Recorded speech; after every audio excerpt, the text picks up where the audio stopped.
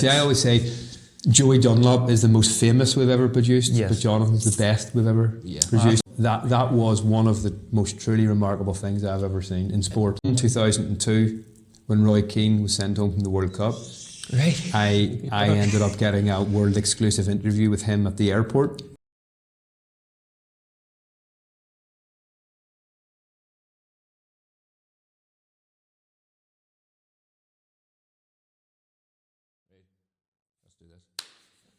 Okay, ladies and gentlemen, welcome back to another episode of Commentary Corner. And today we do have a very special guest indeed, and he is literally clean out of the box. And my good colleague here, Korie, will introduce him. Yeah, Gareth, really excited for this one. We'll have the voice and the face of Irish racing broadcasting with us. As you say, straight off of TV, straight into the podcast studio. Yeah, straight out of Newsline, straight here to see you boys. Stephen, thank you very much for coming. Pleasure. Us. Yeah, thanks very much, buddy. Stephen, what we do with these ones, we're a chilled out podcast. We just want to get a bit of crack with people. So what we've been doing is we're kind of start at the beginning. So we're going to go a wee bit different from you. How did you get into journalism? Whoa, into journalism. At university, I realised that I enjoyed writing. I did a lot of hospital radio. I worked for a local radio station, BCR. It's now City Beat, doing a sports show. I did a rock show as well, believe it or not. A classic rock show. I love my music. Yeah. So I had been a DJ at university as well, so I did a bit of DJing as well. Yeah. Got a huge record collection still in the house. Brilliant. Have to dust it out of the garage sometime. So I love doing that, and I realised that it's something involved with sport that I would like to do. Yes. Because sport was big in our house. My dad was coach of the Ulster rugby team, played golf, played tennis. So eventually I applied for a job in the Belfast Telegraph, a postgraduate trainee job, which I got accepted for. It was more in news and a full news training, but then I'd been working part-time in UTV. I actually applied for a job in UTV as experience for filling in an application form, and it was the job that Mark Robson, who ended up being a very close friend and good my mentor really in broadcasting, it was actually the job meant for him. But I got an interview, I got some work experience. I ended up staying there the last 2 years of university, and then when I finished university they offered me a short-term contract, which I accepted, much to the annoyance of my dad, who said, "You're turning down a full-time job with the Belfast Telegraph." Yeah. So I ended up in UTV, behind the scenes. Yes, I was behind the scenes very much. And what age were you then? So I would have been 22, 23. 22, 23. So that's quite young for kind of like broadcasting, especially kind of the way that you went. Yeah. So was there no motorbike influence as a child, or did you just... No. I had been to the Northwest 200 as a kid growing up, because our family had a caravan and then a small house in Ballycastle. So I loved Ballycastle, played golf and tennis up there. So I knew of the Northwest 200 having watched it. But motorcycling was not big in our house at all. And the first Northwest 200 I went to was probably around 93, 94 when I started working in UTV, because UTV had really just at that time started to cover motorcycle racing and give an extensive coverage of the Northwest 200, something that had never been done before. So that was kind of my first experience of it. And you know what it's like with motorbikes. When you're in, you can't get out. Yes. And you fall in love with the sport. I more fell in love with the people, probably. I love the sport. I love watching the sport, but it's the people and the relationships that you build with the people in the sport that I think I enjoy the most. Because it's interesting for me to hear, because you're obviously still, like, you're a prominent figure in motorcycle racing. Everyone knows you for what you do in it. So to hear that obviously there's no backdrop, you came in purely as like a job, and you've found this passion within what you're doing there now, and you've, as you say, from 93, so that's over 30 years now in the sport, and the people you've met and the stuff, it's kind of humbling to hear, if you know what I mean. Did you see it from a different perspective compared to what me and Gareth seen it, where we've been brought up in the sport, we know from there, like. So UTV you started off in, do you remember like the first broadcast that you done? Yes. What was that? I was terrified. Yeah? I was absolutely terrified. I actually found it recently on an old tape that I had in the house, and my friend transferred it for me. So I've actually got it on my phone, and I'll show it to you because it's like, oh my God. Brilliant. You just go, no way. I sounded very posh. I had a full head of hair. I had a great bonnet back in the day. Like, I can imagine Stevie, the long hair. Long hair. Not long, no, but it was a good Spandau Ballet-esque kind of, classic rock. And I was absolutely terrified. And honestly, I'll tell you how it happened. I was working behind the scenes, and that's what I enjoyed doing, just helping, production, logging football tapes. And then I'd done a little bit of reporting, and suddenly somebody couldn't present the sport that night, and they said, do you want to do it? I was like, yes. I just said yes to everything. Even if I thought I couldn't do it, I just went, yes, I'll do that. Yeah. And I did it that night, and I really enjoyed it. Brilliant. And then kind of one thing led to another, and honestly, I think I've got the best job in the world, and I feel so fortunate and very, very lucky to be able to get that break. Yes, I'd like to think I've worked pretty hard to get where I've got now. But I fell in love with the sport of motorcycle racing, and the people that I have met and the people we have lost, which is the downside of the sport as well, which I find quite hard to deal with at times, as does everyone. That's what makes it a really, really special sport. And do you remember the first race that you broadcasted? Probably the Northwest 200, actually. I'm going to say the Northwest 200 or the Ulster Grand Prix. And would that be in the early 90s then? That's the early 90s. That's like 93, 94, around 95, something like that. I found the intro to an Ulster Grand Prix in the mid-90s. I'm going to say 95, 96. Right. With some of the worst puns in it that you have ever seen. Right. And I watched it recently and just went, oh, where did that come from? Every single line in it was an Oasis song. Because Oasis were in their prime. So it was like, will there be Champagne Supernova? We're going to roll with it. Yeah. Every single one was in there. Every single one. Scunderg for you. Yeah, some might say. Et cetera. Yeah, so they were all in there. It was really awful. So that was your first either the Grand Prix, but was it a nerve?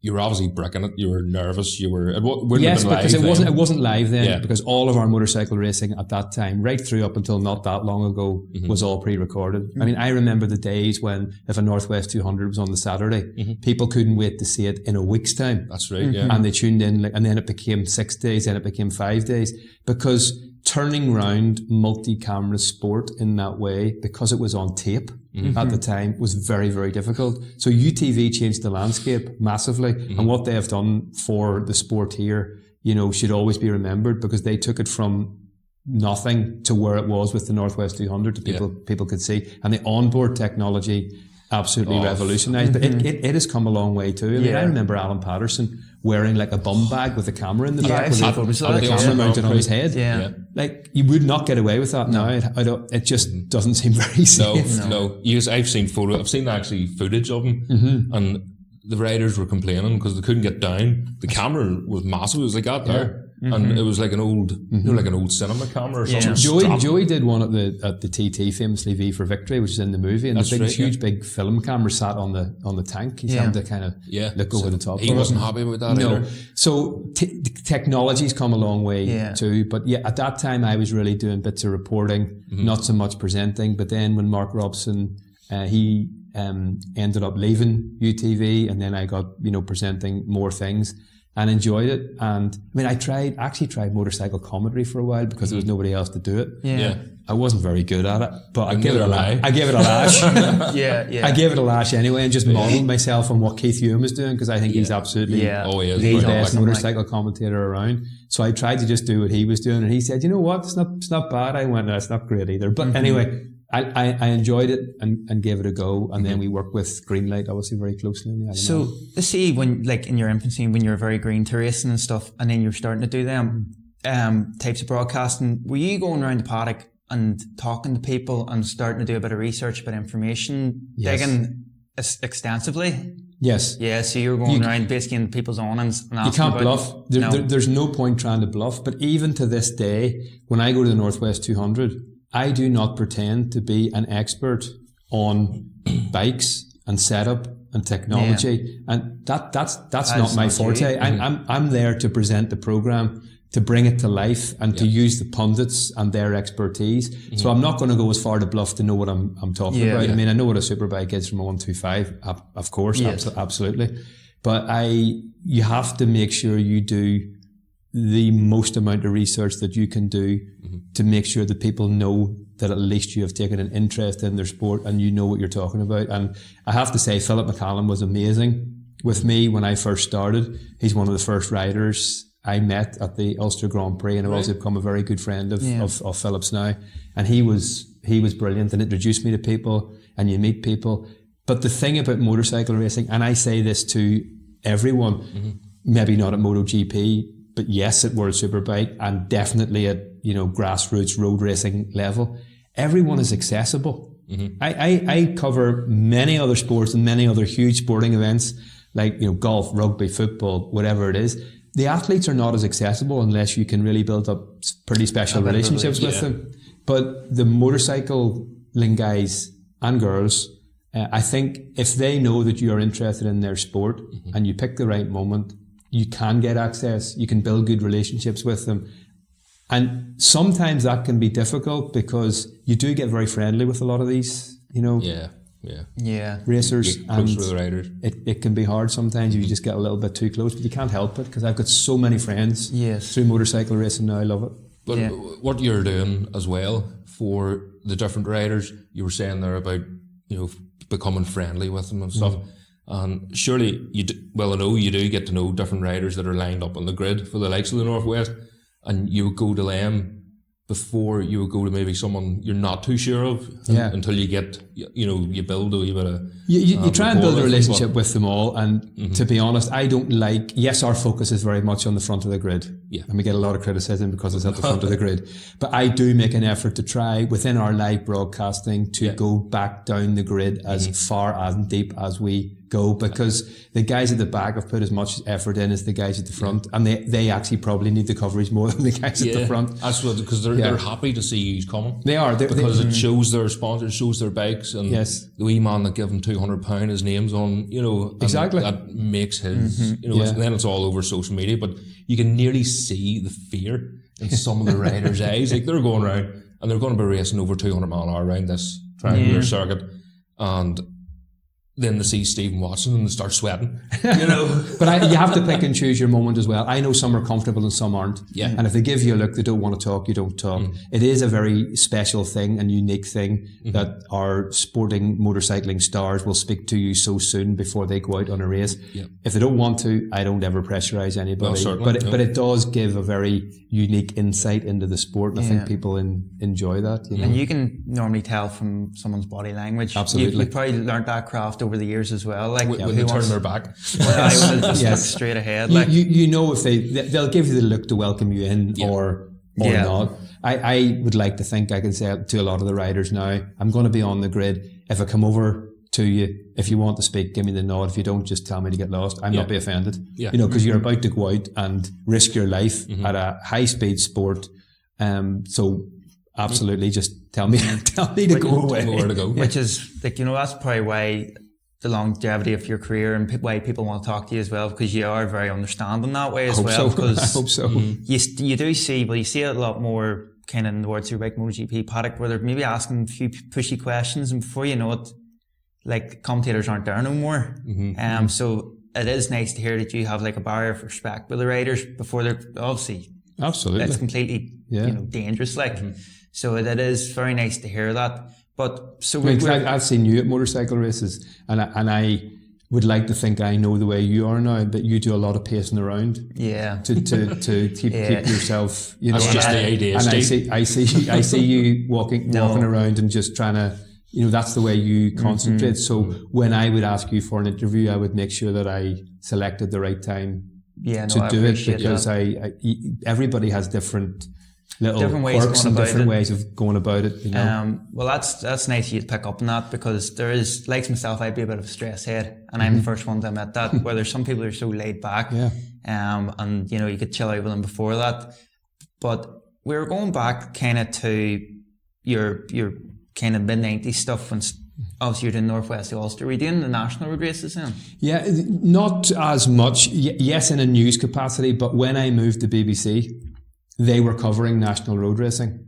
And I remember at the time, sort of the head of BBC Northern Ireland and the head of BBC Sport was Terry Smith, who became a very good friend of mine. unfortunately passed away a number of years ago. And the head of BBC Northern Ireland said, we need to get out and about round Northern Ireland. We're being criticised for being too Belfast-centric. Right. Can you suggest anything? And he went, national road racing. Because, you did, at the time you didn't go to Armoy, but you went to Mid-Antrim, you went to Cookstown, you went to Tandragee, you were getting out and about, going to Carrador. Yeah. And they covered all of those races. So I started working at those races. And it was sad. It's sad to see them kind of dropping one by one, but listen, that's the world we're in, you know. And was there any... I know UTV did cover like our short circuit scene as well with the champions and champions stuff. Were you involved with that? Or were you're in that as well? I remember seeing that footage. Was good. Yeah, that was it's good. on YouTube as well. And it's still very popular on YouTube, so it is, because we were talking to Billy Nutt about this, about how successful that was. But the TV made it. It did. It's successful. It was well broadcast. It was well produced. And it done a lot for short circuit in this country at that stage. I remember Billy Nutt coming into UTV, and him and I had a conversation beforehand. He was explaining the idea about what he wanted to do, and he said, but I'm going to need backing from UTV. How much do you think they'll give me? So him and I had a conversation. I said, having spoken to them, I think we could make this work, but I wouldn't be asking for any more than this, because there are big production costs, commentary costs, editing costs, etc., etc. Yeah. So we sat down in the meeting in UTV and said, so how much do you need to make this work? And Billy said double what we had to do. What we've been talking about outside, UTV said that's okay. So that at the time they invested in it. Would it be easy to get a broadcaster to do that now? No, not at all. They don't. A broadcaster like BBC would not want to fund the running of the event. Would they go to broadcast an event? Yes, but it takes a promoter or somebody to organise that event. Well, that was going to be one of my questions as well. Like, how easy would it be for like BBC to maybe cover the Ulster Superbike Championship? But they would need obviously support from someone else to help that. Then you're saying not necessarily. The Ulster Superbike Championship would probably have to increase its quality. Okay, right. To be honest, and that's not taken away from any of the guys who are racing in the championship. No. But because a lot of our top guys are now going to BSB. If they were going to do that, and we have looked at it, by the way, about trying to look at some live coverage of the Classic Bike Festival racing, the Sunflower Trophy racing, to try and see if we could stream those. But it's big cost to put. You'd have to have some live onboard in it, probably. It is quite a big cost to do. So, and you would need the Superbike Championship. It also takes place when it kicks off at Easter time. It's not great broadcast times, and Saturday afternoon is, I'm going to say, a graveyard shift for people watching TV or watching live streams, unless it is a massive event like the TT or the Northwest 200 or the Ulster Grand Prix. So and I have suggested this to people involved in the MCUI of the Ulster Superbike Championship, if it was me and you want to generate more coverage for the Ulster Superbike Championship, I would think about a shorter, sharp summer series, which runs in evening times, which runs on a Friday night, for example, when the nights are longer, and do it over a series of weeks. Well, they do have the motocross as well. If possible. So do it that I think would be good. A rebirth of like the champions to champions. Sort of, yes, but do it over a shorter, sharper period. Have a championship involved within that. You can run the other events as well. Yeah. But I think it would. It's hard, I know, because the guys have to get time off work, and it's still an amateur sport. But there's definitely something to be done. There is definitely something to be done. And I've chatted to Billy Nutt about it as well when we've been together. There is something that could be done. What it is, I'm not quite sure how it would look in the end. But all I know is motorcycle racing delivers for the BBC. It delivers massive viewing figures. It is popular, really popular, when we do anything involved with bikes.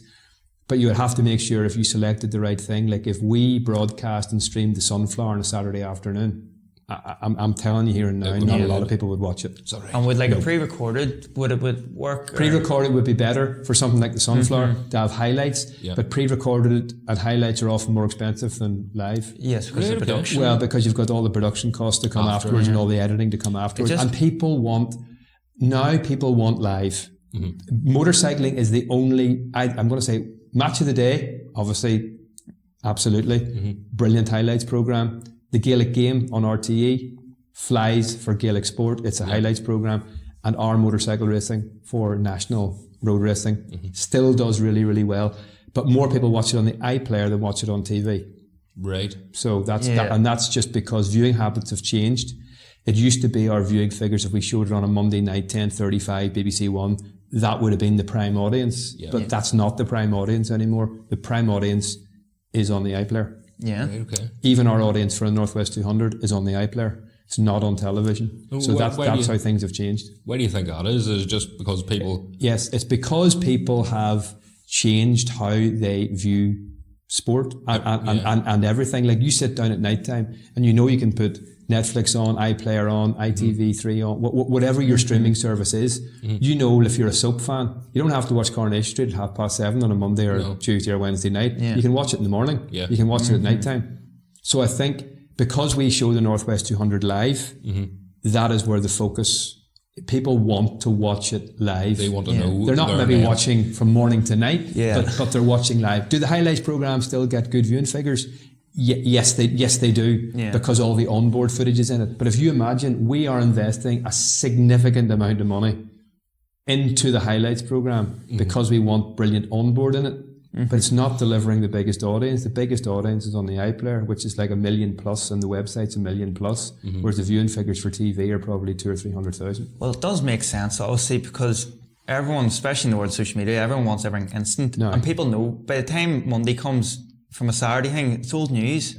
So if you have stuff on live, people want to know everything instantly and see it as soon as they do. And there's spoilers, and sure, everyone knows everything about everything before Monday, like, so it does make sense in terms of the production and how the viewership might be fantastic on Monday, but people still prefer your one helicopter and a couple of... They do, yeah. I mean, we last year we upscaled the Northwest 200 live content at the expense of the highlights program. You wouldn't notice the difference, but we put more cameras on, live cameras on the live, because that's where people are watching most of it. So we sat down and said, do you want 5 extra onboards, or do you want Station Corner live?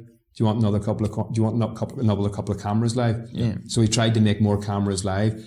Live onboard's another step forward because of the 9-mile circuit. You're going to need another helicopter. It's a massive amount of money. I mean, the TT coverage is sensational that Greenlight do, but that's costing a significant amount of money, and it is taking the government to pay for it to make it work. Am I right in saying so the BBC, for the likes of the live coverage now, they don't actually have any cameras or equipment?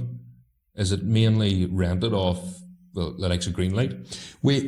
So that's more costs again? So many hours of BBC programming has to be done by the independent sector.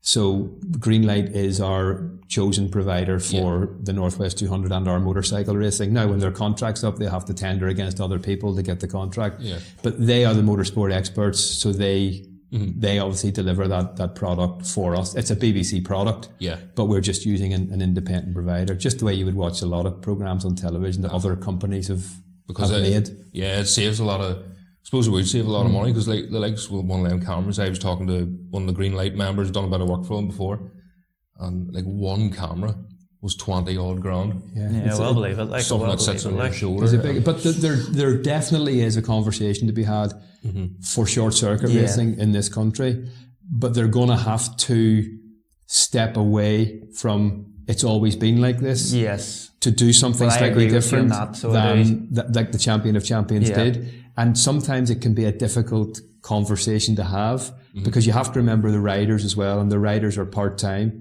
So that's what makes it difficult to have it outside of a of a weekend. But there's a conversation to be had about it, definitely. You hit the kind of nail on the head there. It's a similar conversation we'll have with Billy Nutt when we're done it. He was basically, the Ulster Big Championship has fantastic riders. There's some good teams that put big money in and stuff. And it's nearly like a catch-22 sometimes, where we need broadcasting to bring in sponsors, but yet again, broadcasting needs something to, obviously broadcast as such. I know you're saying there's maybe a lack of depth and stuff in too many classes. Where Billy Nutt was trying to say that, if we had a 5-class structure, maybe less rounds, a bit more condensed, and make it a bit more attractive for the likes of you guys. That's what I think too. But what I would suggest as well, I wouldn't rely on a broadcaster coming to save your sport and save your championship. No, definitely not. No. If you look at all the big sporting organisations, they all create their own content. So if I was sitting in the MCUI, I would go out, or the Ulster Superbike Championship, I would go out, and it's not an easy thing to do, by the way, I'm not saying this is straightforward. I would go out and target some sponsors to pay for my media coverage. And I would go out and do my own, for starters. Yeah.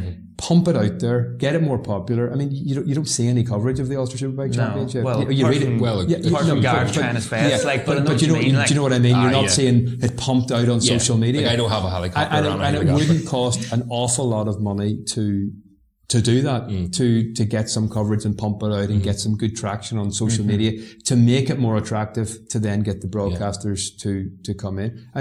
Would the BBC look at doing some more motorcycle racing? I'm not the head of sport, but I imagine they probably would. I mean, for example, and I've said it to Mervyn White, do you want to run a second Northwest 200? Right. In September, he laughed. Okay. He laughed, but genuinely, if the Ulster Grand Prix comes back, which I hope it does, that will also deliver a significant audience for BBC. Yeah. But it's in August, it's in Dundrod, it's not in the most geographically pretty place in the world. The course is sensational. It's the best racing you're going to see. But the Northwest has it over the Ulster Grand Prix because of its location. And I'm not saying they're ever going to do it, but if you ran a second Northwest 200 in September, it would be unbelievable. I told him to run it the other way around. It's not going to happen, but it's just, the BBC would love it because it delivers a really good audience for us, but we would like to think that we help enhance the event as well. Do you not think that would take away the goodness of it? Might, yes, it might. I mean, I'm being facetious really. I don't really mean it, but like it just needs a second big event to happen in the second half of the summer. Yeah. And if that's the Ulster Grand Prix, then perfect. Then that's perfect. And we'll go back a wee bit. We'll get a bit nostalgic. So obviously, when you're broadcasting in your 90s and stuff, and there was the Coca-Cola kind of sponsorship and all the Northwest, and there was genuinely massive crowds. You see the photos, you see the broadcast. What was like the atmosphere like at that time? The atmosphere back in those 1990s Northwest 200 was incredible.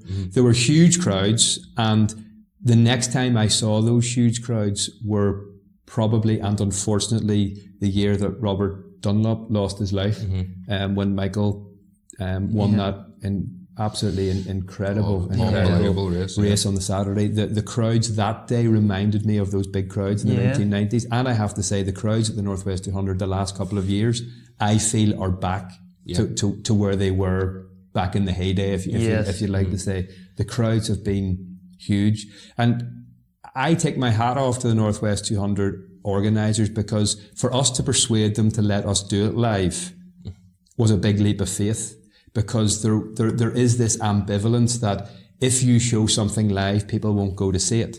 Now, I have never heard anything as ridiculous in all my life, but I understand why people do say it, because if you see it live, you'll want to go and watch it yourself. And you see the person who didn't go that day because it's on TV, they weren't going to go anyway. No, exactly. So there will be one or two, or more than that, who say, just, I'm going to watch it on TV today because the weather's not good. Yeah. I get it. That's fine. But they probably weren't going to go anyway. No. So if you, as they say, if you build it, they will come. So this now built it to that platform. It was live everywhere last year, and look at the crowds. Will the crowd take a dip some year if the weather's bad? Yes. If you're sitting on Friday night watching Barra on BBC and he goes, the weather tomorrow's going to be absolutely dreadful at the Northwest 200, of course the crowd's going to be down. It's like any outdoor sporting event. But the benefit of it is, and as I say to the Northwest 200 often, and they get it, they really do, and they're a brilliant partner of ours. Do you want to serve the 100,000 people at the track, or do you want to serve the 2.5 million people who are watching your event around the world? So there's a balance for both. You have to give the experience to the people who are coming to the Northwest 200 to give them value for money and a really good experience as a spectator. But you also need to deliver for the millions of people who are watching this racing now around the world. As you say, it allows people to, it shows the people that it is there and it's happening. Well, you're covering both bases as well, so like you're trying to. You go to a football match and there's maybe 100,000 people in a stadium, Sure, What's you could watch it at home, or if you go to. But you're going for the experience of being there, Exactly, and savouring what it's like in the atmosphere. There's nothing quite like being at a sporting event. And many times you watch something on TV and go, I wish I was at that. So, but you can do it here, and we have I have travelled around the world, very fortunately, to so many global brilliant sporting events. And the reason I love the Northwest 200 is because it's our homegrown global sporting event that people are watching in their millions around the world. The Open Golf came to Portrush in the summer. Brilliant. It comes once every 5 to 10 years, and it's incredible. And it's a global event in Northern Ireland, but we've got a global event staged every single year at the Northwest 200. And that's why I'm very proud of the event, what the BBC has been able to do to deliver it to a much bigger audience. And that's what I say, we have to think outside of Northern Ireland for this event. And for the Ulster Grand Prix when it comes back. It's about everyone who can watch it. And does your job get easier every year or harder every year?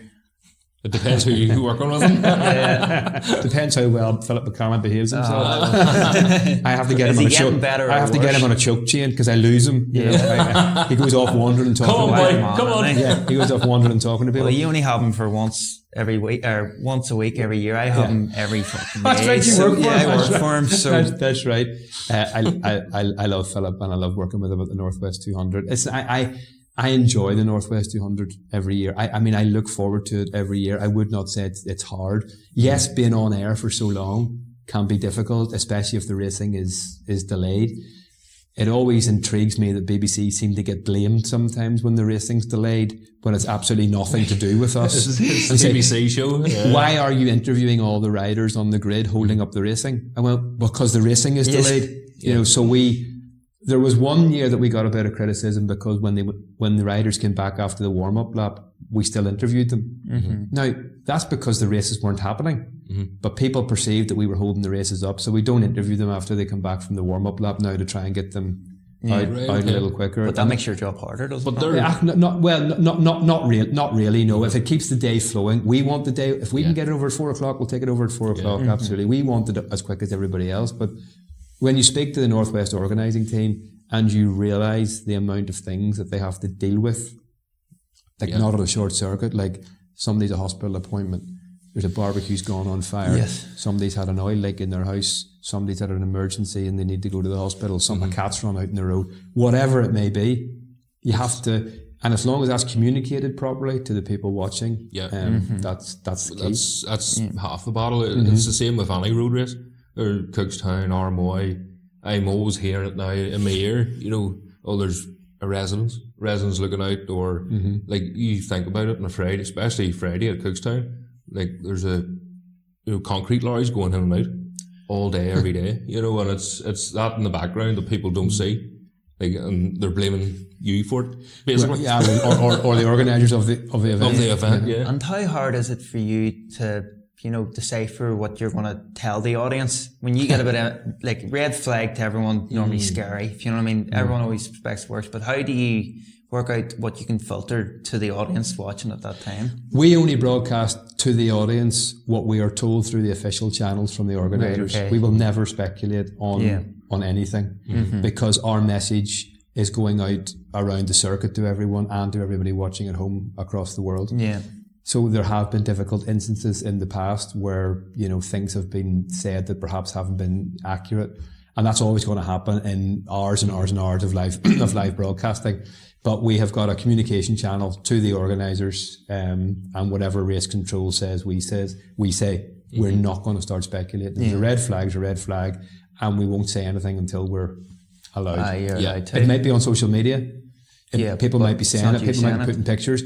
It's not for us to say, and it's the one thing that we're constantly working very hard to get right. Do we get it right all the time? No, but we try our very best to make sure the message is right. You have to make sure as well there's no Chinese whispers because it's through a radio and then through another radio. And we also are always having ongoing conversations with the Northwest 200 to make sure the communication channels from them to us are as clear and as quick as they possibly can. We're only as good as the information we get, and everybody watching does need the information. And there've been huge strides put in by the Northwest to make that much better. And how much planning do you have to put in for Northwest? As we sit on the 7th of January now, is there? You got plans in action for May?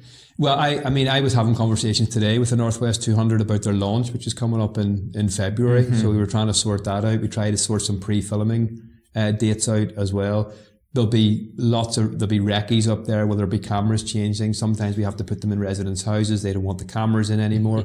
We're always looking at how to change it. And yeah, I mean, we're continually at this time of the year. It's not that far away. I mean, February, March, April, May. That's a blink of an eye. You know, it's on us. So we try and develop it every year. We don't rest in our laurels, and we try to do as much. The more planning you do, the better it is. No, it seems to be that case because you are consistent with kind of who you get the broadcast, your presenters and stuff, and they're getting better every year. But sometimes it's nice to see that you bring someone new in. You bring in Lee Johnson. You get a female perspective from Jenny Tinmouth. Yes, and it does all blend quite well. So it does. But probably going forward, what ideas in your head do you have for like what would be the most ideal kind of Northwest broadcasting for you? Will it be more cameras, more helicopters? I would like more ground cameras on the coast road, but it's a luxury because you don't really need them because you've got 10 onboards in a race. You've got the helicopter. You've got all, and it's not going to make it into the coverage. But I love the shot coming up under the railway bridge, up over Black Hill along the coast road. Even the bottom side of Black Hill, I love that going in coming up and over the top. I love that. And yes, more just keep developing the technology. I would love to be able to add some live onboards into it. Remember, we have to put a delay in our coverage as well in case there's an incident. So. Quite often that can be difficult because if you imagine we're putting a 7 to 8 second delay into our coverage, when you're watching that on the big screens around the circuit, it's obviously delayed because and people say, why can't it be at the live? I said, well, if it's going to be live, it's live, and then you're going to see if something happens. So it has to be slightly delayed in the screens, which is not ideal. But this year we make sure that the radio commentary is not delayed, as it was a couple of years ago. And make sure that it's live around the circuit as well. Yeah. Well, if you're looking at a new pundit, just saying. There he is. See, you're saying how you would like to develop. I would love the mobile signal to be better on the North Coast, or I would love the organisers to be able to afford to put a Wi-Fi event signal into the Northwest, and I would love people sitting on their phones watching it with better coverage than they have now, because we want to enhance the spectator experience at the event for the people as well. I want everybody to be able to say they've all got Wi-Fi, they can all watch it in the iPlayer, they can all put it on, the teams can have it in their awnings without us trying to help them out and run and stuff left, right, and really centre. Good. You could be at university and you could see who crosses the line wins it. And you do get some people do get signal up there, but if the government could step in and that's how they help fund to put a brilliant Wi-Fi network in, it wouldn't take much. The Open do it. I mean, you walk in and get open Wi-Fi at the Open, but it costs an absolute clean fortune. Yeah. But that's the kind of thing that would help the spectator experience at the event. You have to remember the people who are going as well have to have the best experience too. Yeah. And see, in terms of your own experience and your own thrill of broadcasting, would motorcycle broadcasting give you more of a buzz than any other sport that you do? Or maybe you can't say, maybe because we're biased, we think motorbike racing is the best. It certainly gives you more of a buzz because of the excitement of the sport. Yeah. I mean, but again, it's more about the personalities and the relationships that you meet. Of course, every year do I love seeing the superbikes going off the grid at the Northwest 200 or any of our road races? Yes, because it's an unbelievable spectacle. But when you get to know the people involved in the sport, like I have thoroughly enjoyed getting to know Jonathan Ray very well over the last 20 years or whatever. I've known him since he was a very young boy. I've been able to be part of seeing him with his success. That gave me an unbelievable buzz. Seeing Michael Dunlop doing what he did at the Isle of Man TT, seeing him winning at the Northwest 200 last year. I mean, I've always had conversations with Michael, and I know his focus is on the Isle of Man TT, but I said I would really love you to have a big year at the Northwest 200 just to do it at home, and he did, and it was special. Yeah. And it felt really special. So I get a buzz out of that. I got an unbelievably emotional buzz when Joey Dunlop did his hat-trick on the Isle of Man in the year 2000. That was just like unforgettable. So yes, there are moments within the sport, of course, you get you get the biggest buzz. When Rory McIlroy won the Masters this year, was that the biggest buzz I probably ever got? Yes. And it's the most serene, laid-back sport you're going to have, and that's golf. But motorbikes is special. Yeah, it really is special. Yeah. What's the biggest event you've ever covered? You were saying you've been worldwide, you've been all over the world. The Olympics would be the biggest event that I have reported at. I've been Olympics in London in 2012. I was in Rio, and I was in Paris. What number would you be getting out a of couple that? of years ago too. Brilliant. What What would be like the average viewership of that in terms of? Oh, like that's billions around the world. But our coverage not so. I mean, I'm reporting for BBC for Northern Ireland, obviously. But to be part of that, when you go to an event like that, to see the size of it, it's you know, we think the Northwest and the Isle of Man TT and even the Open Golf Championship seem big. When you go to the Olympics, the huge scale of it is incredible. I can't even imagine. Like, are you down? Like, you're in the Olympic. Are you in the sort of the bowl, as you would say? Oh, it depends what event you're at. Yeah. But we were presenting live at the last Olympics every night from under the Arc de Triomphe. Brilliant. It was class. You know, it was class. Unbelievable backdrop. Good fun. World Cup football obviously is a huge event as well, which I hope we are going to this summer. I want to go back just to something you said there. Obviously, you're incredibly proud of guys that you interviewed, like Johnny Ray and Michael Dunlop. There was a clip circulating around, not Dunlop, but it might have actually been like a news article where you were interviewing Johnny after he won the British 60 Championship, I think. That's right. What year would that have been? Oh, that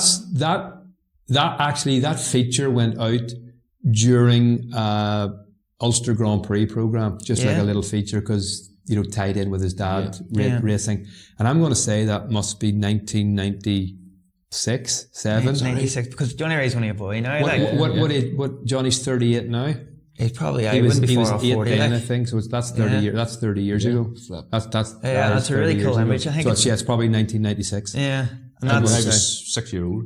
I wasn't even born. I always remember he said something about racing's in the Ray blood. Remember the name? Oh yeah, big world champion or something like that. That's right. He did. Yeah, because he came across as really articulate even at that age. It was quite an impressive interview. And there's you actually had hair as well. Like it was a real early one. I did. Yeah. And then it's class because obviously you're interviewing him still now. I know. And that's him as the most successful world superbike rider that's ever lived. I know. And you probably give him his first ever TV interview. Maybe. But Jonathan was always very, very special. And I remember even after that, I went down to do another piece with him when he won he was in some British championship, I think motocross, something as well. So I can't remember what it was. And that was down at his house, where he lived at the time, outside Larne. Or was it not Ballygally? I can't remember the name where Kilwater. Right, so he was a few years young. He was a few years older again. And I remember there was an article in the paper, and he in that article in the paper said, "You know, I'd like to thank all of my sponsors," and named them, and thank Stephen Watson from UTV for coming to do the interview. Like, honestly, so he always got it. And he always laughs, and he says, "I remember you got me into Milk nightclub when I was just 15 years old." I said, "Stop saying that to people. Stop saying that," because Kenny Roberts was over with Jeremy McWilliams, and we managed to sneak Johnny into the night. Maybe 16, no, maybe 15 or 16, can't remember. But so I've known him a long time, and I was there when he won his first world title, which was fabulous. And I think when you get to know somebody so well, you spend time with them, you get to see how they tick.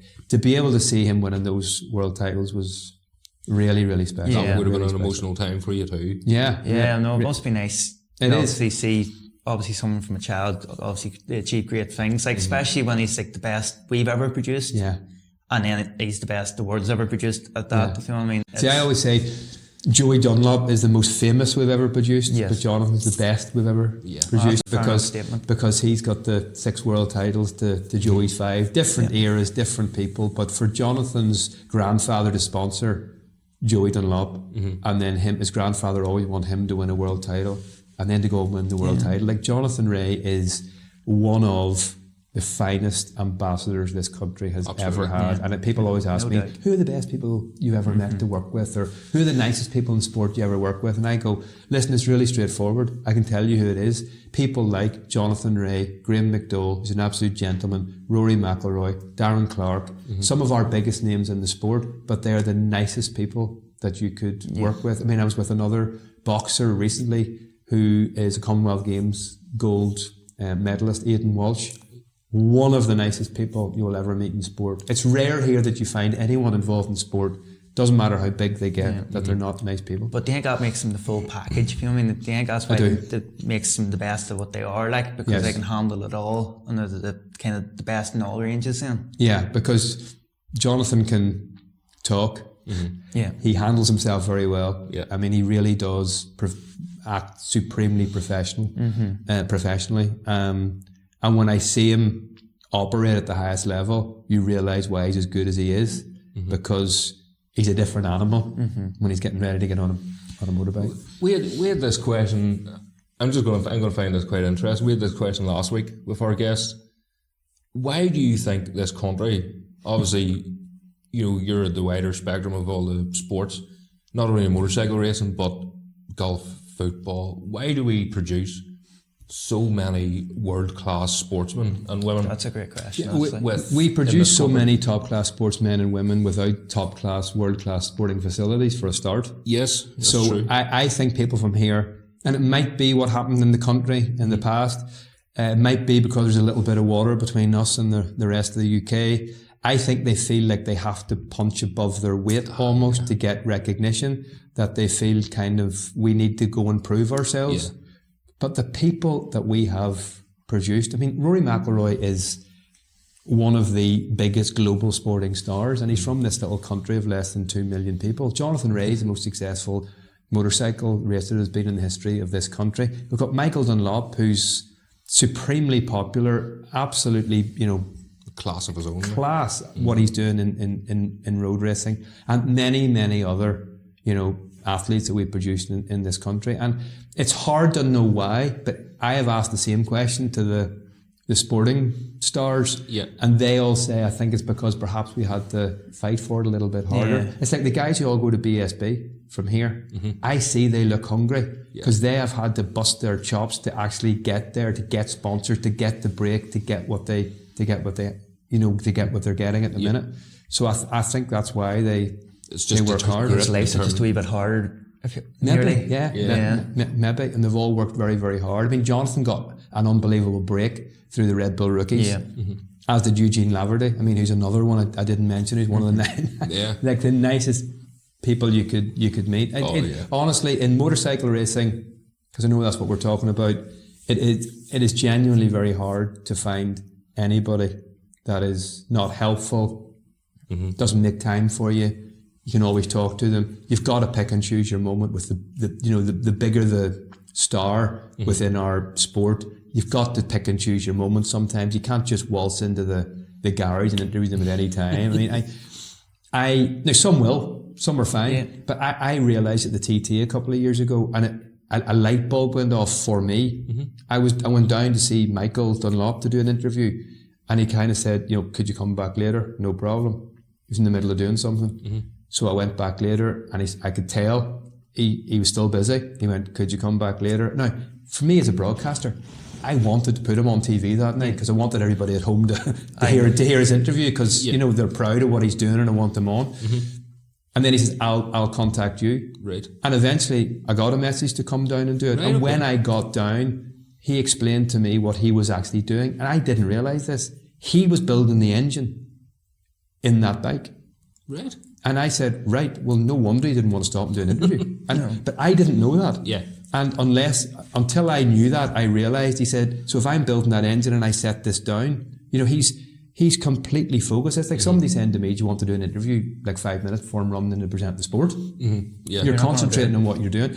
And when you have an understanding like that it might have run over. He might not have time to do the interview because he might have been building that engine. Yeah. And that's fine. No problem. He didn't want to forget something. No problem. He doesn't want to forget because he's the person building the engine to risk his life at the most dangerous sport in the world.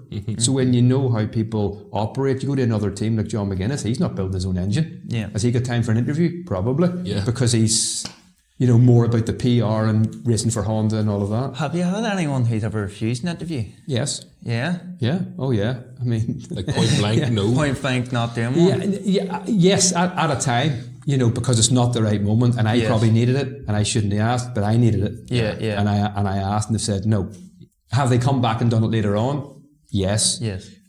Probably, but there have been times through with some of our biggest sporting stars. Yeah. They haven't said no, like, and dismissed you like that, but they've said no, can't do it. Fine, no problem. You don't take it personally. They're at work. Yeah. Does somebody want to walk into my work and do an interview every day? I'd be like, going, oh, not again. But it's part and parcel of their job. Duties, like. So I would like to think that you can build up a good enough relationship with people, and that's what I would try and pride myself on, to have good relationships with people. And yes, there can be difficult moments. There can be awkward moments, and people can take things the wrong way or whatever it is. But I'd like to think you can sit down and always. Yeah. There've been a couple of incidents when I haven't been able to iron it out. Yeah. Not in motorcycling, in other sports. Yeah. There's been one in particular, really not good, which we'll not go into right now. This is what I was going to ask. That's unsortable. Like, that's kind of unsortable. Right. Not through any fault of mine, but they don't want to speak anymore, and that's fine. Very rare. Well, very.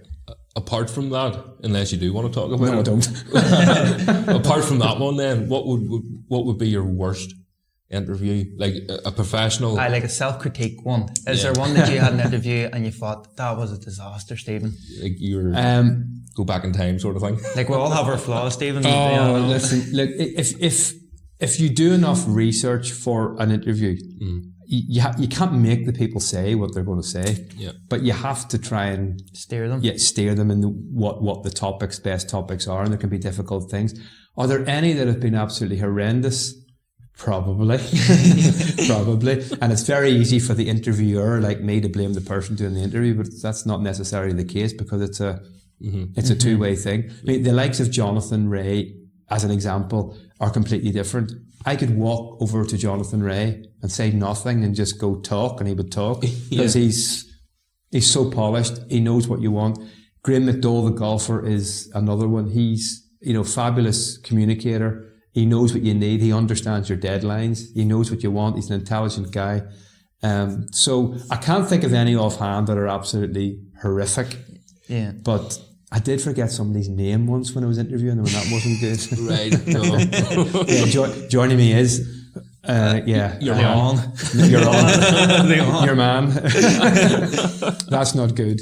And so we have a lot of young riders listen to our podcasts and stuff, and people who are starting off the sport and amateurs and stuff. What advice would you give to them as someone in the media? If they're starting off and they're trying to, if they ever get an opportunity to speak to yourself, or they're going into newspaper articles, what kind of advice would you give them? For a young person in any sport, they don't feel that they have to promote themselves. I mean, they don't have to do interviews if they don't want to. I mean, some of our biggest sporting stars give rare interviews, but then when they give them, they're worth listening to. But when you're starting out, they obviously need to attract sponsors. They need to get themselves out there, and they get recognised. But their biggest achievements will be what they do on the track. And there have been so many examples of people who are wonderful motorcycle racers but not great interviewees, and that's fine. Not everybody's polished in front of the camera. But what I would say to them is, do try and build a relationship up with some reporters, because then it's a good way for you to be able to get your story out there. Do a story with me. Don't be afraid of asking, saying, I'd love you to come down and do a story with me sometime. It's rare. Rarely anybody asks. It's always normally the other way around. But if somebody says to me, listen, is there any... Now, sometimes it's, I think, I'm going to have to get an angle to do something there. But where there's a will, there's a way. And there's always good stories out there. That's why I like going to motorcycle races and talking to people, because you find great stories. You say, I'd love to do a bit about that and do a bit about that. So I like to always give something back and do some stories with people as well. That's why I like to go to the Sunthor at the end of the year, because we're not at all the superbike rounds. Because when you look at the dates of them for a start, there's one on Easter Saturday, there's one on Easter Tuesday. They're busy weekends. They're not. It's a big commitment to send the cameras down to do them all. But for example, if somebody said, "Oh, by the way, we're providing our own coverage of that event," and they say, "Would you take some of that coverage?" Yeah, I'll take some of the coverage. Now, I'm not going to use all the interviews because I'm not going to let them dictate what we're going to use. You could do, but it's an opening to try and cover a bit more and do a bit more. So I would encourage them to build up some relationships to get their stories out there, whatever way go on podcasts, go and do things, chat, and if they don't feel comfortable doing it, they'll get the more you do, the more comfortable they get the hang of it. Yeah. And see, that's a brilliant point about being comfortable. See, when you were starting off and you were starting to become, like, you look so fluid, obviously doing the sport every day, if you know what I mean. Did it take you long till you got that kind of groove? Yeah, 100%. Even now to this day, sometimes I don't think interviewing people is my best strength, and I have to work at it even to this day to try and be the best that I can be when I interview. Because sometimes, unlike this podcast, when you've got a long time to chat, sometimes they're short and sharp and 3 minutes, 5 minutes, 10 minutes. Yeah. So it can be quite difficult. Live interviews that we do on television are normally 2 minutes max. Yeah. So you have to try and get the best out of that 2 minutes as you possibly can. So you need proper points. Yes, they need to be short and sweet and sound bites. Really, you're not really getting anything in depth. But I always say to someone, if you want to say something in an interview, do it live, because then nobody can edit it. That would be my selling point to someone, to get them on live, because then they can say it in the way they want and it can't be edited. Yeah, right. Which is a good thing to do. Yeah. Otherwise, you can do a longer interview and take it away and chop it up the way. Chop and cut it. So they can't say, I didn't say it this way or that way. But when I first did interviews, my legs were going under the table, like, you're trying to stay afloat. Shaking. No, I did some horrific live interviews when I was doing UTV Live at 6. It was too fast. I was, talking too much, and but listen, those are experiences. Yeah. Now I'd like to think I feel quite comfortable in that live environment. I enjoy it. But that's not to say you still don't get a little bit nervous or apprehensive at times, if you're up against it. If you're up against it. Good segue there. I did the comedy for the Joey Dunlop celebrations, and oh my word. And you did warn me before I went into it, and upstairs, and they were doing the sound test. Right, we'll do sound testing for a few minutes. I was with Jeff McMullen doing it, funny enough, and put the headphones on.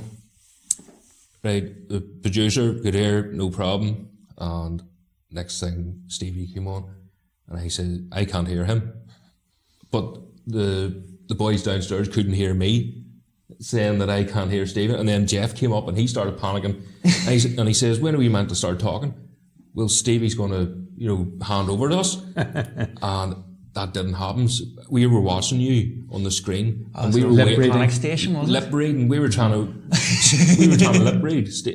And me and Jeff were like, right, any minute. And you were still talking. Next thing, it panned away to a drone. Cute. He says, on to Gareth in comedy, and I was like, but it was already way up, and I didn't know when to talk or when to do anything. And it felt like 10 minutes. Yeah, 5 seconds feels like a minute. Oh, yeah. It was awful. But people are watching pictures, and you get to learn. Like when I talk quite quickly anyway. Yeah. But even when I'm on news, if you don't speak for 2 seconds, it feels like an eternity. Yeah. But it's not really, especially if they're watching other pictures. And with this, you let the commentary breathe. People are not. It's not a race. It's it's an exhibition. Yeah. But that's actually one of the proudest events I've probably been involved with. It was really special, the Joey 25 celebration this year. No, I wasn't really at the one in Ballymoney, but I was at obviously a Classic Bikes Fest. And I got to ride one of Joey's bikes. Oh, class! I got to ride Joey's 125, and that was a proud moment for me as well. Cool. So it was.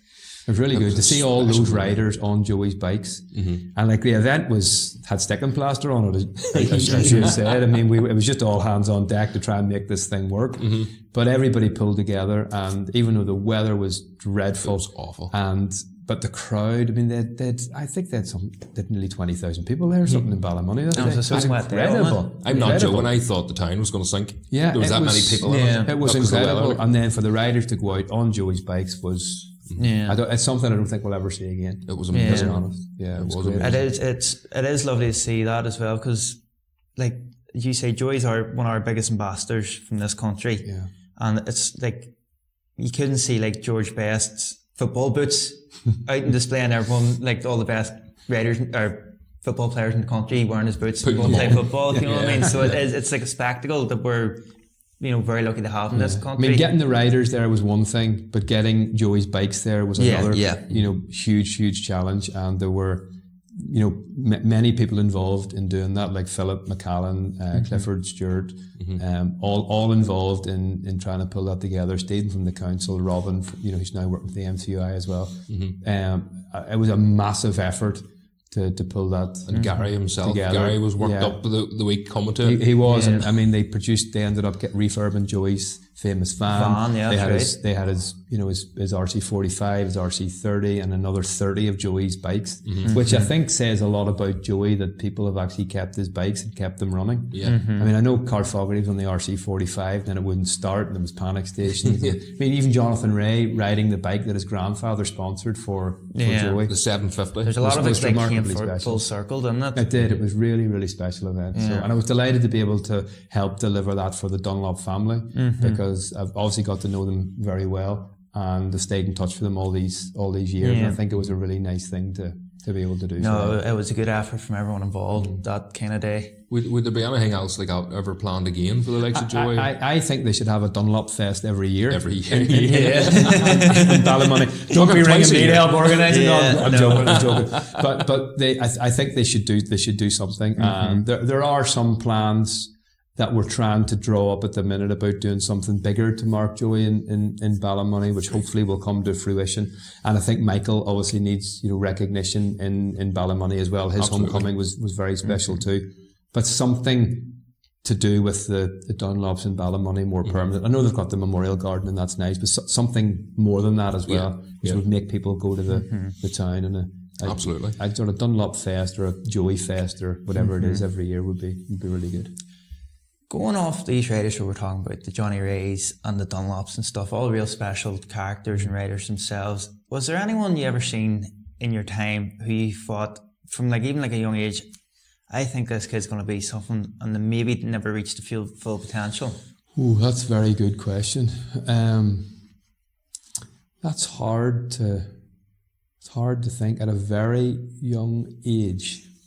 No, because most of the riders that I end up, I mean, I know the mini bike series here's the IMC's massive at the minute. There's a lot of young riders out there, and I've seen loads of them, you know, and hopefully they'll all progress up through the sport, and the sport's very healthy with that way. But not really. I mean, have I got any favourite riders down through the years? Absolutely. I loved Owen McNally. Owen McNally was class. A great person. An unbelievable rider. I was so sad when he passed away. And he actually probably had, he definitely had one of my most favourite wins at the Northwest 200, which was his 250 win in 1990. In 1987. 7 or 8, was it 7 or 8? 7 or 8. That was unbelievable, because a local person from, like, hadn't won a race at the Northwest 200 for so long. That was absolutely class, I have to say. He was great. I love Richard Britton. He was special. One of my favourite riders as well. I'd be good friends with his son now. He was Loris, Loris, who I know might do the Northwest 200 maybe at some time, possibly. I'm not sure. He was telling me. I don't know. But yeah, Richard was a lovely guy. Darren Lindsay, as well. Martin Finnegan. Oh, there's a list of riders. I love Joey. Robert Dunlop, of course, and then William, who was such a lovely person. And I got to know William pretty well too. You know, played golf with him a few times, and he always had a bit of good fun and banter with William as well. These are all really nice, special people, and that's why, you know, it makes it sad. Does it ever give you like a better taste in your mouth? Like, there were some fantastic characters you're just after listening who are no longer here due to obviously the sport we love.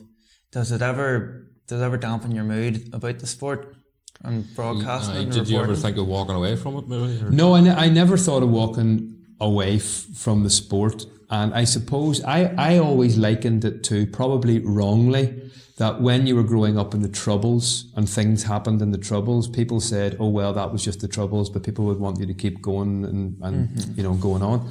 That isn't necessarily correct. And I remember when Joey Dunlop died, like everybody, that hit me pretty hard. That's the one story I had to go into work to say, listen, I would like to bail out of reporting on this, because I did at the start, but when it got up close to his funeral, I said I would like to go to the funeral. I don't want to report on the funeral, because I was younger then, much younger than I am now, and I didn't feel like I could probably deal with it very well, because I was still quite emotional about it. So I never thought about walking away from the sport, but I did always feel that I wanted to be able to articulate that when somebody had lost, a family had lost a rider within the sport, that you had to be fair to them, that if they wanted everyone to race on, then I know it feels wrong to a lot of people in the outside world, but the riders know the risks, and I know that's a very easy thing to say, but I did at the start find it difficult. For example, if I went to a golf event, I know I'm going to interview the golfer after he finishes 18 holes, but when I went to the TT for the first time, it suddenly hit me that I might not see one of the riders who's actually racing in the event. Now, you put it to the back of your mind and you deal with it, and I would like to think when tragic things have happened that I have been able to tell that rider's story in the best possible way that we can, to pay tribute to them in the best possible way we can. Like when Robert Dunlop died and when William died, we were able to make a nice documentary about him. I know that's of no importance whatsoever to the family, but I like the people to be remembered. And it's funny that, not funny, but when riders passed away, I would have always avoided using their footage back in the day. Right, okay. Until I met Ian King's father. And he said to me, why do you never show any footage of Ian King racing anymore? I said, well, I actually purposely probably tried to avoid showing riders who didn't, who aren't here anymore. He went, oh no, absolutely not. He said, we would love to see him, pictures of them racing. And then I realised that's probably the mentality with them all. It might be hard to watch, but that's why I don't mind showing the races and remembering, because I think it's important to remember the joy and the success, the joy that they brought to everyone, and the success that they had, because they were so popular. But would that have been a thing you did for the families? Like you thinking? No, just subconsciously, I suppose. I wanted to make sure we dealt with it in the best possible way, and we're able to celebrate the rider's life. It's a difficult conversation to have with our newsroom, because every time a rider died, it was, when is the sport being banned? Yeah, it was a backlash. Every single time. Understandably. Nolan was good for that one. Yeah, I mean, understandably, I get it. Yeah. But there are many other sports which have many dangers associated to them, like, mountaineering, horse riding. There are dangers with a lot of sports, motorsport, rallying. And if you take away the danger and make it safe, then doesn't make it appealing to the people who are taking part. You have to understand the mentality of motorcycle racers, which you obviously both are, to understand it. So after a while, when a rider passed away, every single time the story was, when's this going to be banned, right from Joey Dunlop, right the way through. But after a while, you realise you're telling the same narrative every time, that each family that it happens to says, maybe with a few exceptions, we want the sport to continue. Yeah. Was that a tricky time for reporting in that kind of early 2000s? But that made your job a lot tougher every kind of... Yes. I mean, dealing with fatalities in motorcycle racing is very, very tough. And I know it's happened at short circuits as well. It's happened in BSB. It's happened in MotoGP. It's a dangerous sport. It happens. But it is a very difficult thing to deal with. Yeah. Yes. And it's how you're on a very difficult tightrope, how you deal with it in a program. I mean, do you say, if somebody has died during that event, do you actually show the program? Do you not show the program? Yeah, where do you draw the line? You're not going to show a crash or anything like that, but where do you draw the line? Do you say, this program is being broadcast and it was recorded before this happened? There is no good way of actually, of actually doing it. And probably the best way is to liaise with the family, make sure they're happy, and show the race as it happened. Because the family is going to have to come first in that sort of scenario. It's difficult, because I do think sometimes, and I saw a photograph in the Ulster Grand Prix, and like the first 3 rows of riders are no longer here. Are not there. It was like Darren Lindsay and Joey, Robert, and Martin Finnegan, and many more. Yeah. We were talking to this, Trevor and Jeff, funny enough, with it's the same with the riders. Their mate maybe has just been killed 5 minutes ago, but yet they put the helmet on, they're going back out. I don't know how to do it. I mean, one of the most remarkable things I've ever seen in my entire sporting career is what Michael Dunlop did at the Northwest 200 in 2008, a couple of days after his dad passed away. And to this day, I genuinely think about it and just go, like, how did he ever do that? It's not something I want to sit down and have a conversation with him about, because I don't want to, bring back any memories of that time. But that was one of the most truly remarkable things I've ever seen in sport. Yeah. It was very amazing. And for a lot of people. For a lot of people, I remember even being there, and I'm sharing the same kind of memories as you are. Like, where it was a very different atmosphere. Mm-hmm. I don't know. I was too young to actually describe the atmosphere, but I just remember it being different. It was nearly eerie. It was just like, it was like a what silence or something. You couldn't believe it. If you know what I mean? I just kept praying during the race that nothing happened to him. Certainly. And I know William broke down in the warm up lap, and I always say that was probably somebody looking down, because I saw William on the grid before he went out, and he obviously what had just happened to his dad. You cannot understand how he looked. And then Michael came out and did what he did. I just wanted him to be safe. Yeah. And I mean, what an unbelievable tribute to his father. And probably should have been out doing it. Probably not, when you think back with hindsight. But listen, he did it, and and he didn't get it easy either. No, he didn't. It was a proper ding dong of a race. It really was. It was an incredible race, and look, is that one race I would love to show every week? Yes, but do I want to? No, because I don't want to. I'm not sure if that's something that Michael would like to watch all the time. So we have to tread easy with that race. But it was one of the most remarkable things I've ever seen. You put that down as your greatest ever racing moment. Yes. Yeah. You would? Yes, I think I would. Along with Joey Dunlop winning a hat trick at the Isle of Man TT, because that actually brought a tear to my eye when he did that, because I knew what it meant. And were you reporting? Yes, I was reporting on it, and that's right, because I knew what it meant to him, and it wasn't. I don't think it was the hat trick race, it was the Superbike race that he won.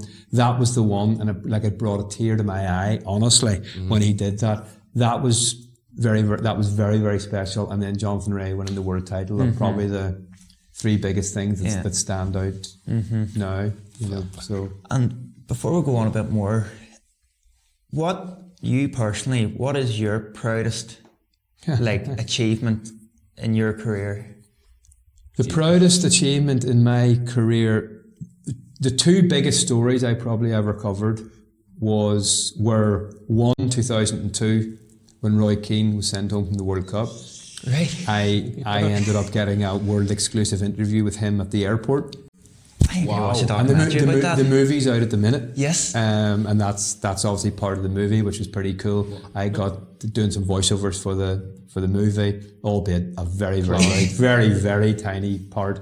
But to see your names on the credits, two above Steve Coogan's pretty cool. Brilliant. And then the biggest story is easy, and that was last year, and that was Rory McIlroy winning the Masters. Yeah. To be honest, there'll be nothing ever beats that.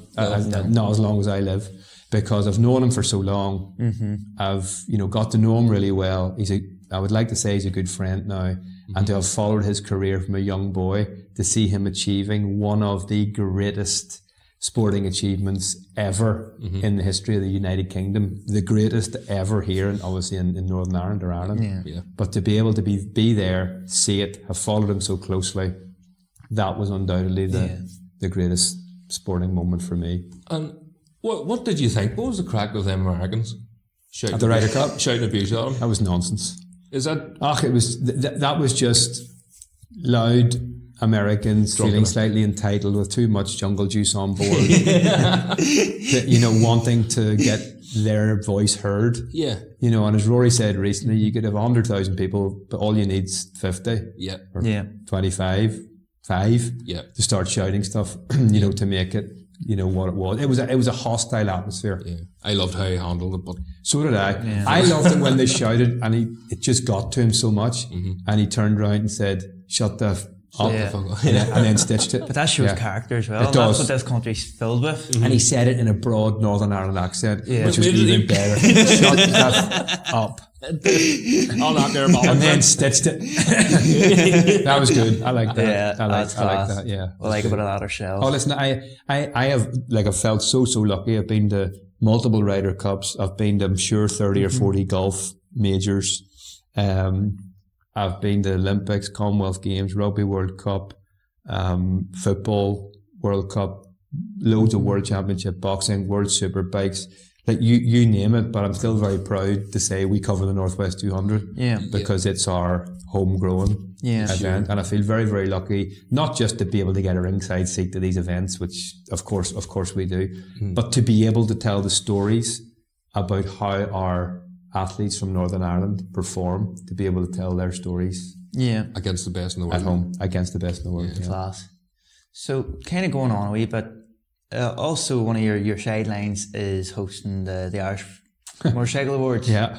How did you get involved with that? Was that going on? Were you doing the Irish Racer Awards? Yes, the original title of the Irish Motorbike Awards was the Irish Racer Awards. Yes. And they ran for a certain amount of years. Then there was a few issues that it wasn't going to run again. So I said, right, I wonder should I step in and try and run it for the sport. Right, okay. Yeah. And my former boss, Terry Smith, head of sport in BBC, he was involved, and he said, will we run it? And I said, it's a great night for the sport, let's do it. So we struggled through the first year and just about made it work. And it's now grown over the last 10 years into And what year did you the start event it? it is now. I'm going to say it must be 20 years ago. 20 years It ago? must I be. didn't even think it was going that long. It must be. Yeah. It's 15 anyway. Yeah. I can't remember the name of the first. The first person who went to the Hall of Fame was Robert Dunlop. So, and he was there to pick up his award. So I'd have to look back, but I'd say it must be 20 years. Yeah. Wow. But the last 5 to 7 years or 10 years in particular, it's just we've tried to lift it up a level. It's an expensive event to put on. I know it's an expensive night out. But unless you make it like that, it's impossible to put on to that level. Yeah. It costs a significant amount of money we couldn't do it without all the sponsors. But it's important for me to give motorcycle racing the best awards night out of any other sport in the country. And I think they have it. I mean, I think motorbikes have the best sports awards in the country. There might be others who contest that, but I wanted to have all the riders from all the disciplines under one roof.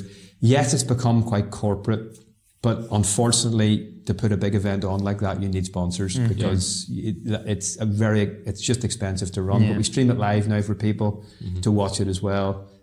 We try and juggle all the numbers to try and make it work, and as long as we can raise enough money to put it on and grow it to where it is, it's hopefully a great night for the sport. It's always a great night. I'm looking forward to it. So for people who don't really know about it, it's basically you have maybe, is there 7 or 8 categories of different... Yeah, there are actually 14 different awards. 14 is much 14 different awards from obviously the Adelaide Irish Motorcyclist of the Year. There's Off-Road Award, Short Circuit for Irish circuits, Short Circuit for GB circuits. There's a Special Recognition Award, Services to Motorcycling, Young Rider of the Year. We introduced last year a Female Trailblazer Award to try and just to try and honour the females who are involved in the sport, which are obviously of a growing number. And many others. Hall of Fame, of course, which is Team of the Year. Team of the Year, which is one of the Hall of Fame and Team of the Year. Race of the Year. It's good this year. Yeah, Race of the Year is good this year. Picked them all. Can you say anything? Good this year. You obviously have a panel of judges. Yes. Who consist of? Well, I think they're probably the best, the panel of the best motorcycle racers we've had in the country, and that's not to say we won't add to it through the years. But we've got Adrian Coates as the chairman, who's a former British champion. Jeremy McWilliams, obviously MotoGP. Gordon Crockard from Off-Road, who's our greatest ever off-road rider. Brian Reid, obviously double world champion, and Michael Swan, multiple Irish champion. And we added last year Eugene Laverty's wife Pippa, who's works in an ambassadorial role for women within within the sport, because we wanted to develop that side of the awards. I leave somebody out there. I did, Philip McCallum. Who? and obviously Philip, who's obviously one of the greatest riders we've ever had. So look, we'll look at trying to develop and add to it as well. Yeah. If needed, to try. But we try, and for a while, the Enkelon Club ran a really successful awards for many, many years. And then we combined the two awards because it seems silly to have two different awards in the country. So the Enkelon and the Irish Racer came together, and then through time, which was the lovely trophy with the Joey Dunlop helmet, That's right, yeah. which Jonathan Ray won for the last time and donated to the Dunlop family. There was a bit of consternation when we got rid of that trophy, because it did have a big yellow helmet on it, and it was a class looking trophy. Lovely. But the sponsors of the event thought it deserved a bigger, flashier, grander trophy, which we introduced at significant expense a lot of years ago. It's still called the Joey Dunlop Trophy. So listen, everything changes, everything evolves. I wanted it still to be called the Joey Dunlop Trophy. So that's what the winner gets for the Irish Motorcyclist of the Year. It's actually gone off for a refurb. Okay. It's an expensive trophy. I suppose we wanted to look like not TT trophy, but something big and something that you want, really was worth winning. So the Enkelon Club did an unbelievable job for many, many years, but the event took on a life of its own. It became a huge animal to try and organise. From a rider's point of view, it's nearly like a terms of added pressure. You've had a good year if you got a nomination for something, if you know what I mean. And there's been years I've looked at it. You've got a nomination this year, by the way.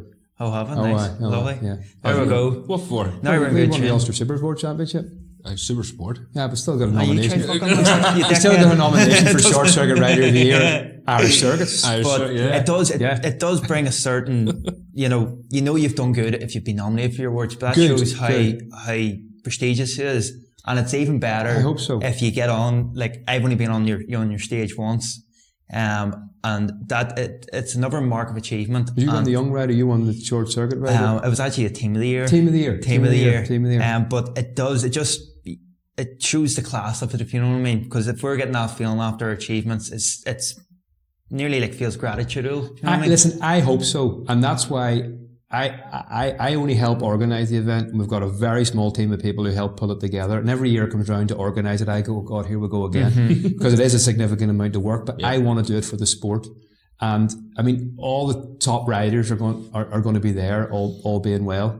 And I want to make it a highly sought after award, and I want it to be fair. And that's why I stopped the public. It was me and the judging panel. I stopped the public vote because a public vote's a popularity contest. And there were some results and nominations that came in for some years with a public vote that I was like, it's too biased. But hold on, you've left this person out who's like probably going to be second in the whole, when you look at the season that they've had.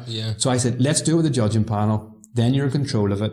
And it means hopefully, I would like to say hopefully, most of the nominations, there's going to be angst. And when there are issues, I suppose that's because it's become quite sought after to win. I hope not everyone is going to be happy. The young rider this year, we had to introduce some new rules and regulations. It's a very, very difficult category to judge somebody from 10 years old to somebody who's 18 years old. It's a very hard thing to do, to judge somebody who's won a schoolgirl trials championship to somebody who's raced in the British Talent Cup. You have to, so we had to try and introduce some rules and regulations. So we made it for teenagers only, 13 years old on January the 1st to 19 years old on January the 1st in 2025. And I know that rules a lot of mini bike riders out. But unfortunately, because I know Max Robinson's had a great year in the mini bikes, and had a great year.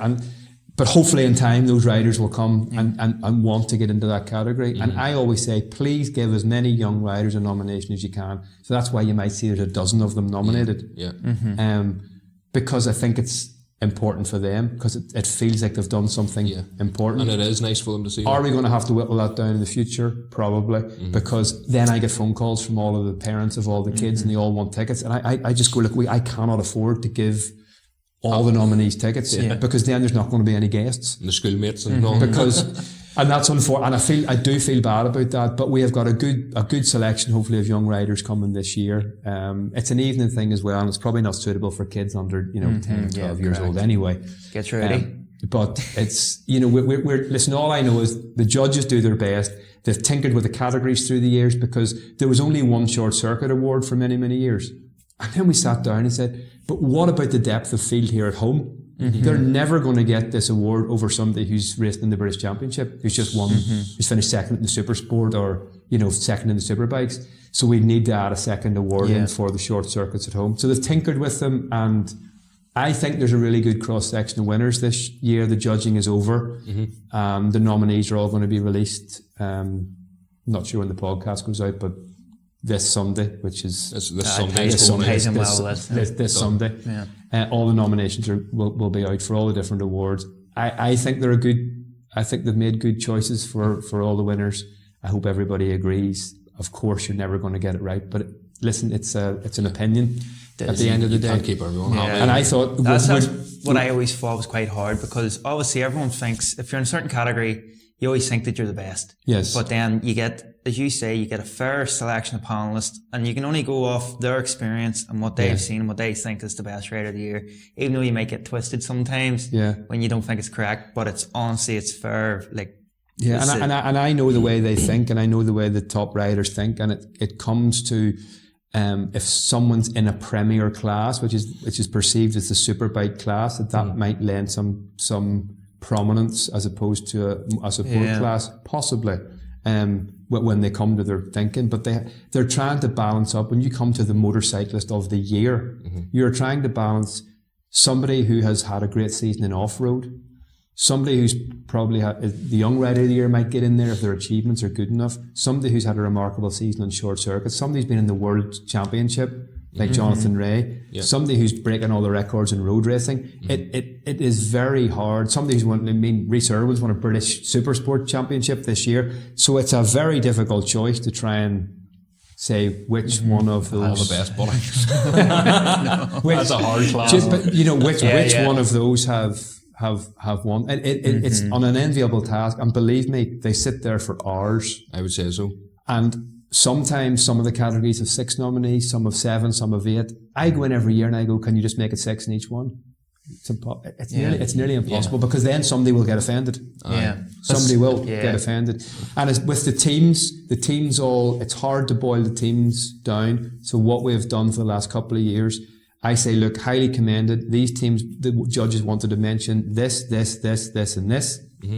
Here are some more, and do the others and say they've had unbelievable seasons. These are the top 3. Yeah. Because yes. But you have to remember, there are teams who are there in the room, and they deserve some recognition. Yeah.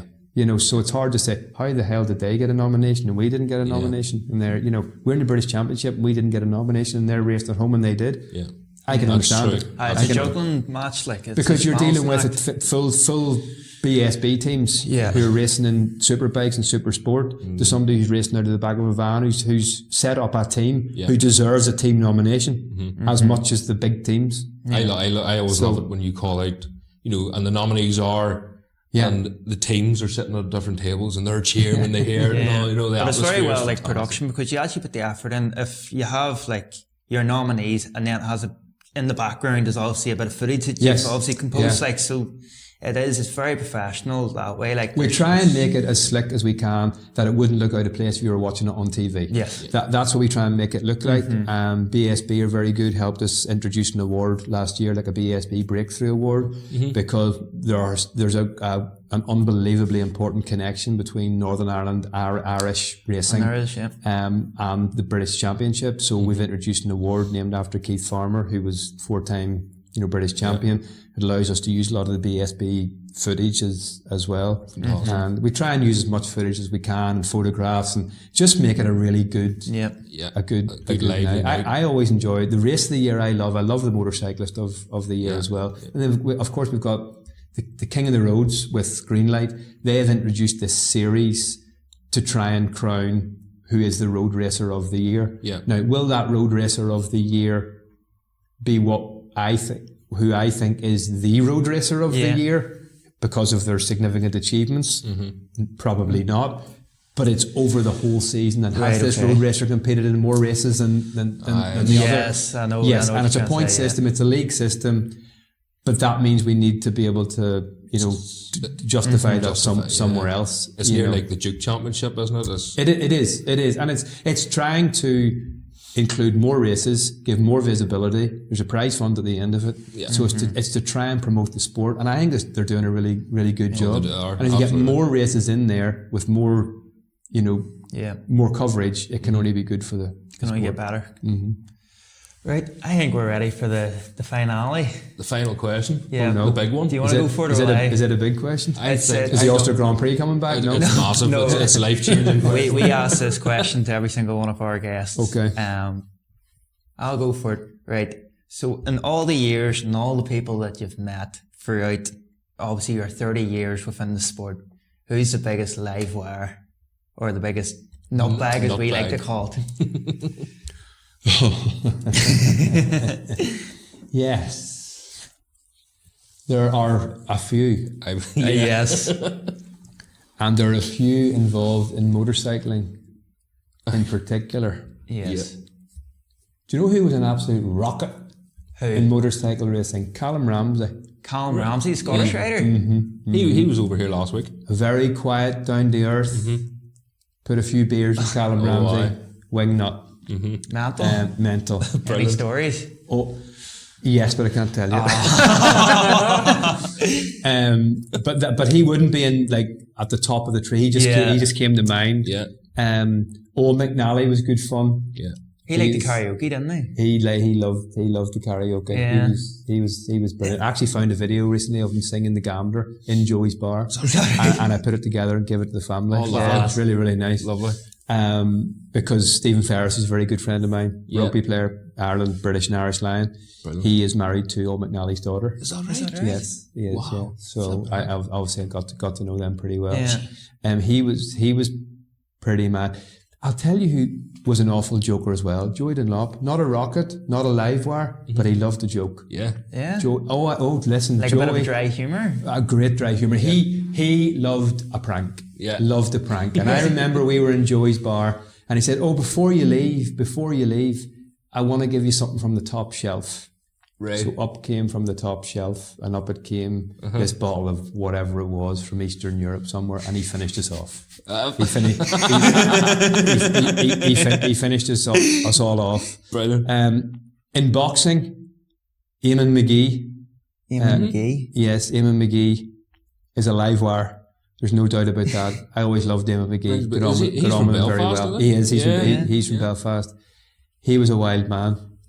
And I mean, I'm trying to think here, any that absolutely spring to mind. There are a lot of them in motorcycle racing, I have to say. I would say Darren Clark's a little bit of Darren's a live wire. great. Darren Clark is great crack. He is great fun to be around. I love being in Darren's company. I've known him a very long time. Yeah. I had one very memorable afternoon, which I'll never forget, after he won the Open Championship, and he took me to the Harbour Bar with the claret jug.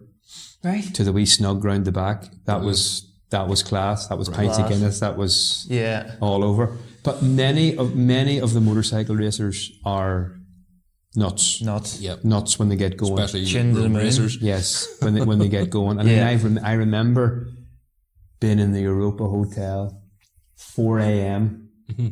Michael Rudder, John McGuinness, Jeremy McWilliams, and the list goes on and on and on. And they were all mad, every one of them. All of them are mad. The whole lot of them, yes. And there's a few sherbets on board. They're all crazy. Have we decided the top one yet? No. I'm going to have to think about that because there's a long list. A few footballers as well are. Yeah. Some crack. Kate Gillespie's good crack. You have to remember, This man's been all over the world. That's Rory Best, good crack when he gets a few beers on board too. Yeah. I'm sure they'll not mind. No. Well, I hope they don't mind me saying They'll that. not mind. No, they'll probably not watch it. The They're all good crack. The one thing I know about a lot of our sporting stars is that because they're operating at such a high pressured environment, they all like to get loose. They like to let their hair down at times. Yeah. So Jared Payne, an Ulster rugby player, New Zealander, he was mad as a They're all mad. The New He's mad. Zealanders. The New Zealanders are mad. Big Andy Ward played for Ireland. New He Zealander. had a gym in Ballyhinch. He did I have used a to go to gym. his gym. Andy's a great fella. He's another Yeah. rocket. You can tell him I said Yeah. that. So, but they're all good people. They all have their moments. Is there one that absolutely stands out? I have to have a think about that now.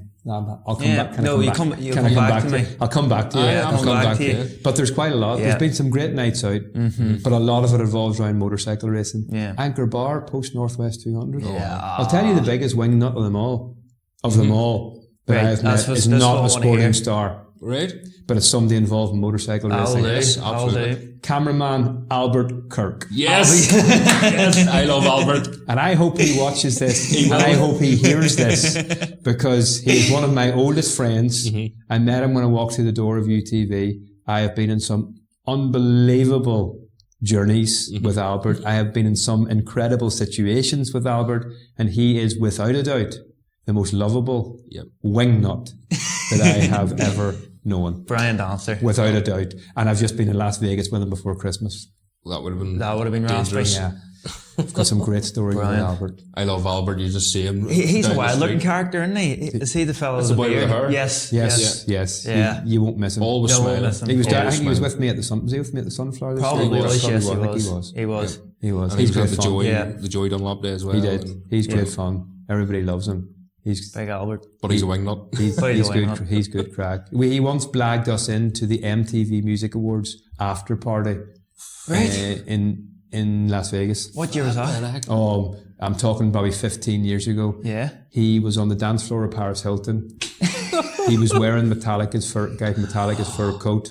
Right. And he, amongst many other things, like doing magic tricks for Lionel Richie's daughter What the and Anne heck? Nicole Smith, he was doing magic tricks for Run DMC on the balcony of a God. hotel in Las Vegas. Albert, I've told it now. Fantastic. Class. Stephen, thank you very much for Pleasure. taking the time to do this. I really appreciate it. no Fantastic episode. I hope you get star. something out of it anyway. No, I appreciate Oh, you doing definitely, it. yeah. Thank you very No much. bother. man. Brilliant. Thanks a million. Thank you. Thank you very Well done, much. Stephen. Thank That was you. Brian. There we go. No Thank you bother. very I much, hope you man. get something out of that. Brap Moto are proud sponsors of Comedy Corner. Located at 5 Lisburn Road, Moira, the former Motor Shocks building, this is the place to go for something different. Only open 2 hours a week to the public, Wednesday 6 p.m. till 8 p.m. Everyone is very welcome to drop in and check out the weekly change in stock, ranging from mopeds to fireblades. Davey from Brap Moto is looking for all types of motorbikes, vintage, classic, sports bikes, to damaged end-of-life bikes for dismantling. Also job lots of bike spares. Top cash prices paid, in particular looking for good, clean road bikes of any age. Brap Moto is proud to support many racers on the roads and the short circuits.